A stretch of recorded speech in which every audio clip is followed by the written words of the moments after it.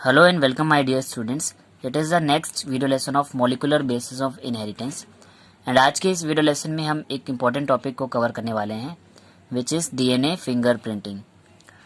तो चलिए स्टार्ट करते हैं, जान लेते हैं डीएनए फिंगर प्रिंटिंग के बारे में। ये किस टाइप की टेक्निक है, इसका यूज़ क्या है, किस तरह से हम डीएनए की फिंगर प्रिंटिंग करते हैं। सो लेट्स स्टार्ट स्टूडेंट, और इस वीडियो को बहुत ध्यान से पेशेंटली देखिएगा। सो चलिए स्टार्ट करते हैं।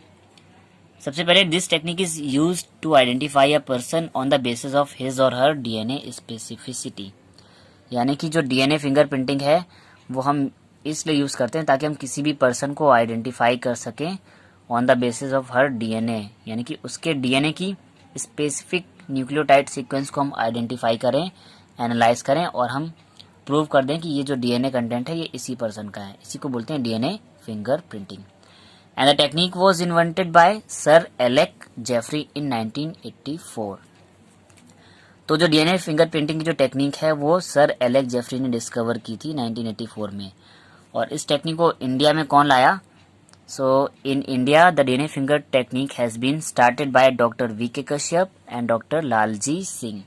सो ये दो साइंटिस्ट थे जो कि इस डीएनए फिंगर टेक्निक को इंडिया में लेकर आए। सो एग्जाम पर्पज से sir Alec Jeffrey, doctor V K Kashyap और डॉक्टर लालजी सिंह के जो नाम है बहुत इंपॉर्टेंट है। आपसे डायरेक्टली पूछ लिया जा सकता है कि कौन से इंडियन साइंटिस्ट ने स्टार्ट किया था डीएनए फिंगर प्रिंटिंग इंडिया में।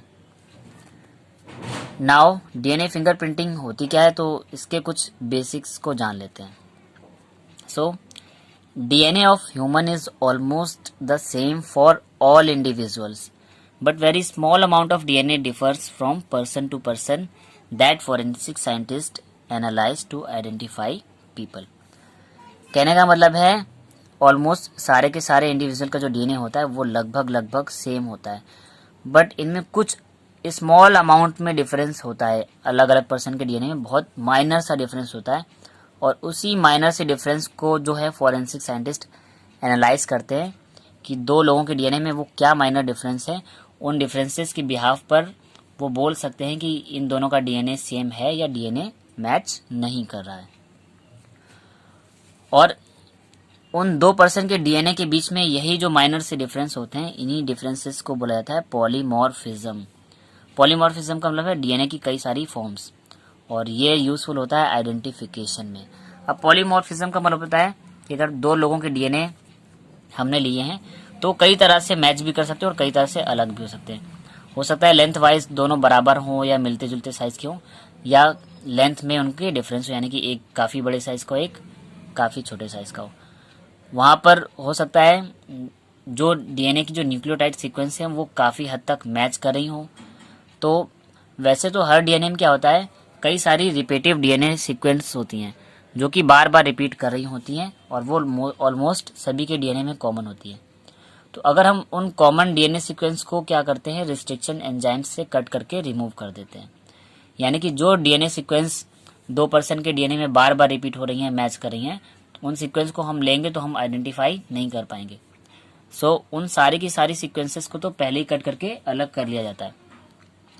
सो जितनी भी अनवांटेड या रिपीटिव डीएनए सीक्वेंस हैं उनको हटाने के बाद जो कुछ स्पेसिफिक जीनोम बचता है, वहाँ से फिर हम डीएनए की मैचिंग करते हैं। डीएनए को दोनों पर्सन के डीएनए को अलग अलग लेवल पर मैच करते हैं, तब जाके फाइनली आइडेंटिफाई होता है कि इनका डीएनए सिमिलर है या नहीं। सो इसी प्रोसेस को हम थोड़ा सा आगे बढ़ाते हैं। Every DNA has some short repetitive nucleotide sequence called VNTRS। Means हर पर्सन के डीएनए में एक छोटी सी रिपीटिव न्यूक्लियोटाइड सीक्वेंस होगी जिसको कि हम बोलते हैं VNTRS, जिसका मतलब होता है variable number of tandem repeats.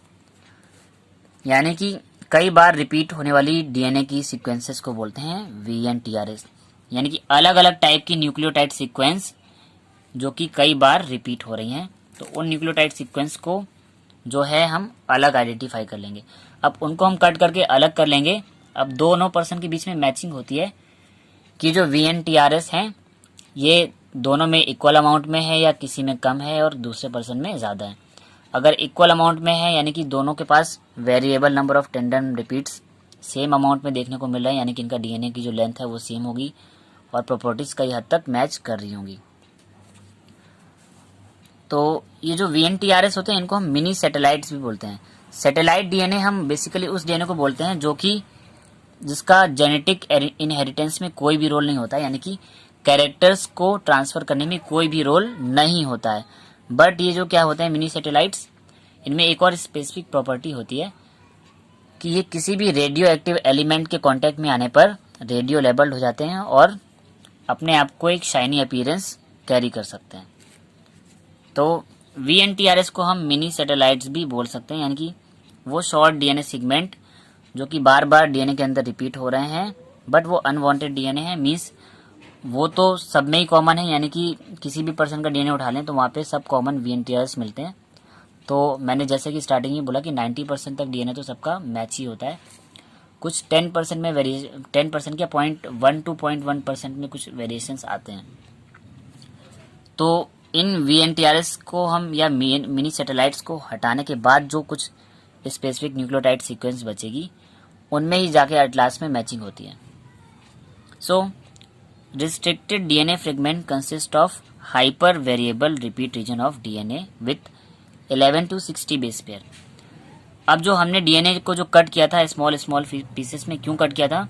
क्योंकि वहां पर हमने अलग अलग VNTRS को अलग करा लिया था, यानी कि जितने भी रिपीट टेंडम्स थे उनको हमने अलग करा लिया था। तो अब ये जो कटे हुए फ्रेगमेंट्स हैं इनमें भी कई हाइपर वेरिएबल रिपीट रीजन्स हैं डीएनए के, करीब 11 से 60 बेस पेयर के। अब हाइपर वेरिएबल डीएनए रीजन वो रीजन होते हैं जो कि हैं तो डीएनए बट वो एक जीन की तरह वर्क नहीं करेंगे। मीन्स इनके अंदर किसी भी इंफॉर्मेशन के लिए कोई भी कोडॉन प्रेजेंट नहीं होगा। मीन्स ये डीएनए तो होंगे बट किसी भी पर्टिकुलर इन्फॉर्मेशन को कोड नहीं कर रहे होंगे अगली जनरेशन के लिए। तो ऐसे डीएनए सेगमेंट को बोलेंगे हाइपर वेरिएबल, और ये भी कई जगहों पे रिपीट करे होंगे करीब 11 to 60 बेस पेयर में। तो अब हम जब दो लोगों का डीएनए मैच करते हैं तो हम उनमें उनकी हाइपर वेरिएबल सीक्वेंस को भी देखते हैं कि किसके डीएनए में कितनी बार हाइपर वेरिएबल सीक्वेंस देखने को मिल रही है, कितनी बार ये रिपीट हो रही है। So when the genome of 2 people are cut using the same restriction enzyme, यानी कि अगर हम दो लोगों का डीएनए काटें और एक ही रिस्ट्रिक्शन एंजाइम का इस्तेमाल करें उसमें, the length of fragment obtained is different for both the people. तो उस डीएनए को काटने पर जो हमको लेंथ मिलेगी वो दोनों पीपल की, यानी कि 2 पर्सन से अगर हम डीएनए ले रहे हैं और उन दोनों के डीएनए को फिंगर प्रिंटिंग के लिए हम काट रहे हैं, तो उन दोनों में जो डीएनए की जो लेंथ है वो अलग अलग हो सकती है। क्यों हो सकती है? हो सकता है पहले पर्सन में variable number of tendon repeats ज़्यादा हो, दूसरे वाले में कम हो।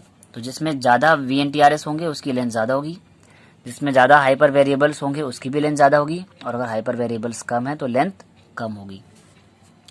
तो हम दोनों पर्सन्स के जो डीएनए फ्रेगमेंट्स के कट हैं उनकी लेंथ के बेसिस पर रिकॉग्नाइज कर सकते हैं कि इनमें जो रिपीटिशन सीक्वेंस है वो कितनी आ रही हैं। So these variation in length of restriction fragment is called RFLP। ठीक है, यहाँ पे RELP कर दिया है, इसे RFLP कर लीजिएगा। RFLP मतलब restriction fragment length polymorphism. Starting में मैंने पॉलीमॉर्फिज्म बताई थी, यानी कि डीएनए की फ्रेगमेंट्स में जो डिफरेंस है माइनर सा उसी को बोलेंगे पॉलीमॉर्फिज्म, कि कहाँ कहाँ पर सीक्वेंस जो है वो मैच नहीं कर रही है। अब अगर लेंथ वाइज अगर डीएनए फ्रेगमेंट मैच नहीं कर रहे हैं तो हम उसे बोलेंगे रिस्ट्रिक्शन फ्रेगमेंट लेंथ पॉलीमॉर्फिज्म, यानी कि जो हमारी जो रिस्ट्रिक्शन यानी कि कटे हुए जो फ्रेगमेंट है इनमें हमको लेंथ वाइज पॉलीमॉर्फिज्म देखने को मिल रही है, यानी कि नंबर ऑफ VNTRS यानी कि जो रिपीट सीक्वेंस है या मिनी सैटेलाइट की जो रिपीट सीक्वेंस है और जो हाइपर वेरिएबल्स की जो रिपीट सीक्वेंस है इनके ज़्यादा और कम होने की वजह से अगर जिस डीएनए में ये सीक्वेंस ज़्यादा है तो उसका डीएनए लंबा हो रहा होगा और जिसका में कम है उसका डीएनए शॉर्ट हो रहा होगा। तो एक तो ये डिफरेंस होता है, यानी कि हम लेंथ के बेसिस पे इनकी पॉलीमॉर्फिज्म को चेक कर लेते हैं। तो दो लोगों में इस तरह से भी हम डिफरेंस कर सकते हैं उनके डीएनए में। सो जो हमारे जो RFLP है यानी कि रिस्ट्रिक्शन फ्रेगमेंट लेंथ पॉलीमॉर्फिज्म, ये यूज़फुल होती है डीएनए की फिंगरप्रिंटिंग में, क्योंकि इससे हम दो ऑर्गेनिज्म के डीएनए को पहले ही आइडेंटिफाई कर सकते हैं, उनमें डिफ्रेंशिएट कर सकते हैं उनको उनकी लेंथ वाइज, कि अगर बड़ा है और छोटा है यानी कि काफ़ी ज़्यादा वेरिएशन है, यानी कि इनका डीएनए सेम नहीं होने वाला है। Now DNA fingerprint can be prepared from minute amount of blood, semen, hair, bulb और any other cell of the body. यानी कि अगर हमें किसी भी पर्सन का डीएनए का फिंगरप्रिंट क्रिएट करना है तो हम किसी भी एक बॉडी की छोटी सी सेल्स को ले सकते हैं, चाहे हम उसका ब्लड ले लें, उसका सीमन ले लें, semen means sperm, and hair bulb यानी कि हेयर की जो रूट होती है वो, और बॉडी की कोई भी एक छोटी सी जो सेल हो जिसमें उसका क्रोमोसोम प्रेजेंट हो, ऐसी सेल्स जो हैं डीएनए फिंगरप्रिंटिंग में यूज हो सकती है। अब जो हमने डीएनए के कई सारे फ्रेगमेंट्स किए थे, यानी कि हमने बोला था कि जो हमने जितनी भी मिनी सैटेलाइट्स थी उनको variable numbers of tendon repeats को अलग अलग जगह से कट करके कई सारे फ्रेगमेंट्स कर लिए थे, और या जो हाइपर वेरिएबल सीक्वेंस हैं जो बार बार रिपीट हो रही थी, तो इस तरह से डीएनए के कई सारे फ्रेगमेंट्स कर लिए थे। तो भाई अब दोनों डीएनए के बहुत सारे फ्रेगमेंट्स होंगे और उनको हम रखेंगे, एक मेथड होता है इलेक्ट्रोफोरेसिस। और इलेक्ट्रोफोरेसिस में क्या होता है कि हम वेरिएबल साइज के डीएनए को रखेंगे, और क्या होता है अलग अलग साइज के जो डीएनए हैं, डीएनए के जो अलग अलग साइज के जो टुकड़े हैं वो अपनी अपनी कंसंट्रेशन के अकॉर्डिंग, यानी अपने अपने मॉलिक्यूलर वेट के अकॉर्डिंग अलग अलग लेवल पर आकर रुक जाते हैं। तो इससे क्या होता है अलग अलग साइज के डीएनए मॉलिक्यूल्स को हम लोग फोटोग्राफिक स्क्रीन पर यूटिलाइज ऑब्टेन कर लेते हैं, और फिर उसी प्लेट पर उन डीएनए का जो पैटर्न बनता है, डीएनए के जो प्रोब्स बनते हैं, उन प्रोब्स में हम मैचिंग करते हैं कि मान लीजिए एक फर्स्ट पर्सन का डीएनए और सेकंड पर्सन का डीएनए, और दोनों में अलग अलग डीएनए के जो फ्रेगमेंट हैं छोटे से बड़े साइज के फॉर्म में अरेंज हो जाते हैं। उसके बाद उन दोनों के प्रोब्स की, यानी कि उन दोनों के फ्रेगमेंट्स की मैचिंग की जाती है, और फिर अगर वो 90 और मतलब फिर वो अगर मैक्सिमम परसेंटेज तक मैच करते हैं तो हम बोल देते हैं कि हाँ ये डीएनए इनका मैचअप कर रहा है। So using electrophoresis the fragments of same size are separated, यानी कि अलग अलग साइज की जो फ्रेगमेंट है वो अलग अलग सेपरेट हो जाते हैं, and show a specific pattern on photographic film. और जब इनको फोटोग्राफिक फिल्म पर आइडेंटिफाई किया जाता है तो ये अपना अलग अलग पैटर्न दिखाते हैं, वो पैटर्न शो करता है उनकी न्यूक्लियोटाइड सीक्वेंस को। तो अब ये जो फ्रेगमेंट है जब हमको इनको अरेंज कर देते हैं एक सीक्वेंस में, दोनों पर्सन्स के डीएनए के कटे हुए जो फ्रेगमेंट्स हैं उनको साइज वाइज जब हम अरेंज कर देंगे तो दोनों के दोनों जो हैं अपना अपना एक स्पेसिफिक पैटर्न दिखा रहे होंगे। तो अब ये जो इनका यूनिक पैटर्न है वो अगर मैच कर रहा होता है तब हम बोल देते हैं कि इनका डीएनए सेम है, और अगर वो पैटर्न लास्ट में मैच नहीं करता तो हम बोल देते हैं इनका डीएनए डिफरेंट है, क्योंकि जो स्पेसिफिक पैटर्न होता है इनके पर्टिकुलर डीएनए का that is unique for each individual, यानी कि हर इंडिविजुअल का जो डीएनए प्रोब होता है, यानी कि जो फोटोग्राफिक फिल्म पे बनने वाला जो पैटर्न है वो अलग होता है। अगर 2% का ये पैटर्न बहुत हद तक 90% तक अगर मैच कर जाता है तो बोल दिया जाता है कि हाँ ये जो कैंडिडेट हैं वो सेम डीएनए वाले हैं। सो अब हम इस तरह से इस डीएनए फिंगर टेक्निक का यूज़ कहाँ पर करते हैं वो भी जान लेते हैं। तो मोस्टली ये जो दो केसेस मैंने लिखे हुए हैं इनमें ज़्यादा यूज़ होता है। पहला तो पैटर्निटी टेस्ट, यानी कि अगर अपने पेरेंट्स को डाउट होता है तो वो अपना टेस्ट कराते हैं अपने कैंडिडेट चाइल्ड के साथ, ताकि वो पता कर सके कि ये जो ऑफ स्प्रिंग है या जो बेबी है ये उनका है या नहीं। तो इसको पैटर्निटी टेस्ट बोलते हैं, यानी कि मेल या फीमेल पेरेंट अपने चाइल्ड से अपने डीएनए को मैच करा सकता है, जिसे बोलेंगे पैटर्निटी टेस्ट। दूसरा होता है आइडेंटिफिकेशन ऑफ द क्रिमिनल्स। ये बहुत बड़ा रोल है क्योंकि इसके थ्रू हम किसी भी क्रिमिनल को भी आइडेंटिफाई कर सकते हैं, क्योंकि सपोज कोई भी मर्डर या कोई भी ऐसा ऑफेंस होता है जहाँ पर क्रिमिनल कोई ना कोई अपनी बॉडी का कोई भी एक स्पेसिफिक पैटर्न छोड़ देता है, यानी कि लाइक उसका फिंगरप्रिंट रह जाता है, या फिर उसका कुछ बहुत ब्लड अमाउंट अगर उस पर्टिकुलर जगह पर प्रेजेंट है तो उस ब्लड को क्या करा जाता है कि फॉरेंसिक लैब में भेजा जाता है, और उससे उसकी डीएनए की टेस्टिंग होती है, और उस डीएनए से जो प्रोब्स आते हैं उस डीएनए को हम उन पर्सन के डीएनए से मैच करते हैं जो कि हमारे लिए क्या बोलते हैं शक के घेरे में, यानी कि जितने भी हमारे डाउटफुल पर्सन्स हैं फिर उनका डीएनए टेस्ट होता है, और हमको ऑफेंस यानी कि क्राइम प्लेस पर जो डीएनए के जो प्रोब्स मिलते हैं उन डीएनए के प्रोब्स को उन डाउटफुल पर्सन्स के डीएनए से मैचअप किया जाता है, और अगर ये डीएनए मैच कर जाता है तो ये प्रूफ हो जाता है कि ये क्रिमिनल एट दैट टाइम वहाँ पर प्रेजेंट था। तो इस तरह से पैटर्निटी टेस्ट और आइडेंटिफिकेशन ऑफ द क्रिमिनल्स में भी डीएनए फिंगरप्रिंटिंग का रोल बहुत बड़ा है। सो स्टूडेंट, ये वीडियो आपको कैसा लगा प्लीज़ कमेंट करके बताएं, एंड अगर ये वीडियो आपको समझ आए तो उसे लाइक करें एंड सभी स्टडी रिलेटेड ग्रुप्स में शेयर करें। साथ ही चैनल को सब्सक्राइब कर लें और बेल आइकन भी प्रेस कर लें ताकि आने वाले वीडियोस की नोटिफिकेशन आपको टाइमली मिलते रहें। Thanks my dear students.